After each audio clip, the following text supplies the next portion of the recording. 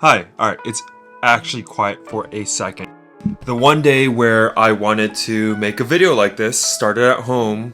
Apparently it's the one day where my landlord has decided to do all the landscaping possible around our building. Well, like, the light is insane right now. The light's actually just reflecting off of my toaster oven, which is what my camera is sitting on right now, so that's why. Focus, Gene. Focus. What I want to talk about is a technique that I've been using in my photography career for years and years now, and it's the technique of using direct flash. Alright, so direct flash, a technique that is not new by any means, but a technique that I started adopting really early on in my wedding photography business, specifically for dance floor at the reception, open floor dancing. And it was really first a way for me to still capture what was happening in front of me, even in dark scenarios, using a flash. But what I found was bouncing flash was great. It gave a nice clean look to freeze my subject. But direct flash in many ways almost felt like it captured more of the energy. And probably because when you use direct flash and you expose for your subject, you're creating a really harsh shadow behind your subject. And so it almost adds more drama to your photo. When I first got into film photography, one of the earlier cameras that I bought was a point and shoot camera. And the great thing about all film point and shoot cameras is they come with a built-in flash. This is an Olympus stylus that I absolutely adore, but again, also comes with a flash. Alright, so this technique obviously doesn't apply only to film photography. Obviously it works for digital as well. But the reason why I wanted to talk about using direct flash for your film photography is because one of the greatest limitations of shooting film is that you are at the mercies of whatever film stock is in your camera. And so when you enter a scene that may be darker, but you don't have Portra 800 in your camera, but you've got Gold 200 or Portra 160, the ability to capture photos in a really dark scene gets pretty difficult. And one, obviously using flash is a great way to mitigate some of those limitations. But I think too, again, like I mentioned earlier, using direct flash is just another fun, creative way to just amplify your photos. And what I've done in recent months is not only use the point and shoot cameras that I have in my arsenal and using the flashes that are built into them, but now beginning to mount flash units to my other film cameras like my Leica M6. But let's go to the studio and I'll show you more of what I'm talking about there. Alright, back at the studio.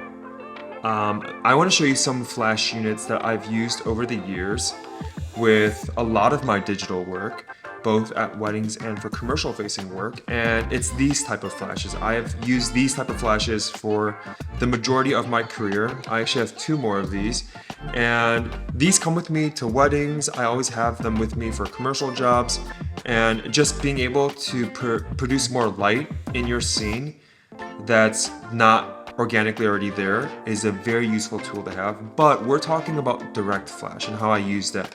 So I'm actually going to show you some images first that I've taken over the years on digital using direct flash to give you an idea of what that looks like, and then we'll chat more about how I use direct flash with film photography specifically.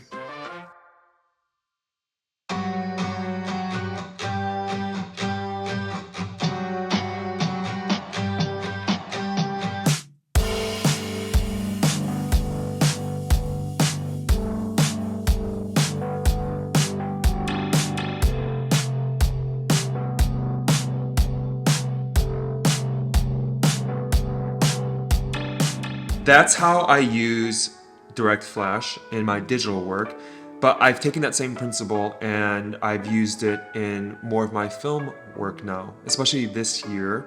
Again, like I mentioned earlier, with point and shoot cameras, coming with a built-in flash in the unit is a very helpful tool to use, especially when you're in a scenario where you just don't have that much light. And I'm just gonna show you some images that I've taken over the years with my point and shoot cameras and just give you a better sense of what those images look like using flash.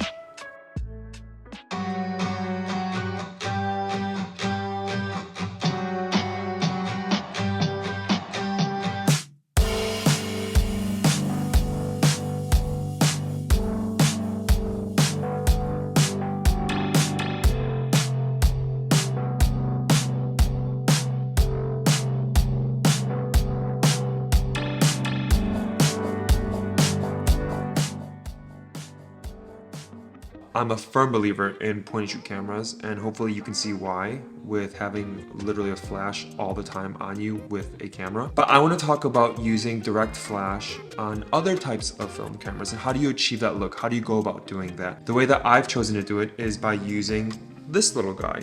It is a Canon 270 EX Mark II speedlight.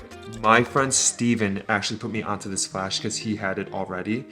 And there's a few reasons why I like it. One is the size, obviously. It's tiny. And the reason why I never thought about using these kind of flash units on my film cameras is because it's literally bigger than my actual film camera. So to me, it doesn't make any sense to lug this guy around. But this is tiny, so it's very easy to bring around wherever you're at. Also like that it takes 2 AA batteries that I almost always have access to, so there's no issues with having to replenish the batteries in the flash unit when the batteries die. And then I do also like that the flash head itself can turn in various directions. I don't use this feature too much because again, I'm mostly using it for direct flash, so I'm just pointing it at my subject. I also like that, like most flash units, this works on all of my camera bodies. It works not only on my film cameras, but it also works on all of my digital cameras. So if there's ever a situation where I don't have those bigger flashes on me, but I have this guy, I can always throw this guy onto my digital cameras and then I'm off to the races. So the camera I use this flash the most on is definitely my Leica M6. I just place it right on top of here, lock it in, and it's ready to go. And as you can see, it's tiny. It doesn't take up very much space. And if you ever see the Leica M6 around my neck or on me, it's most likely that this flash unit is pretty close by. I actually want to show you some images I've taken over the past few months with this combination of using this flash unit and my Leica M6, and just give you a better idea and sense of the type of images that I'm taking with this combination.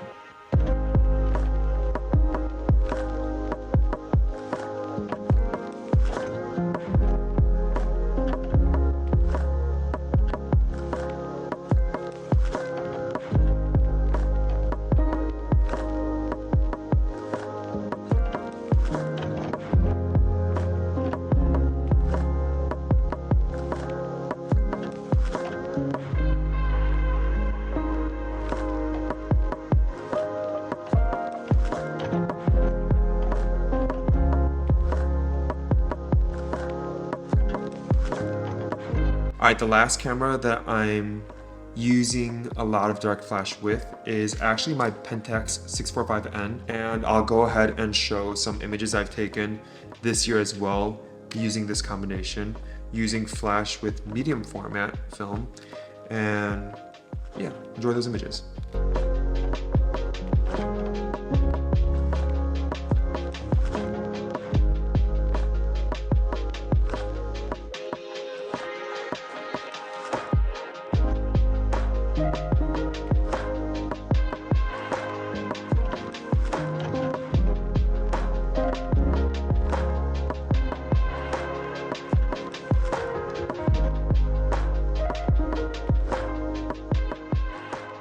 All this to say, the reason why I'm showing you all these images, the reason why I'm even making this video, is simply to encourage you that if you are shooting film, you are not locked into the film stock that you currently have in your camera body at any given moment. And that's one of the limitations that I don't necessarily enjoy about film is whatever film stock I've placed in my camera, I'm kind of at the mercies of that ISO. And obviously there are ways to push and pull, but for the most part, you're pretty limited with whatever film stock you have. But using flash all of a sudden opens up more opportunities, not only for being able to capture images in a dark scenario, but even with creativity and taking more creative portraits and just what it unlocks as far as not only a look, but the images that you can capture is a large reason why I like shooting direct flash with film. That's it. I hope you enjoyed the video. Hope you learned something. And again, if you have any questions, please ask them below. I would be more than happy to answer any questions. And let's just learn together. I'm also on a journey of learning a lot of stuff with film photography still. So as I'm learning stuff, I want to keep sharing with you guys, and hopefully it's a resource for you guys as well. So appreciate you guys, and I will see you in the next one. Bye.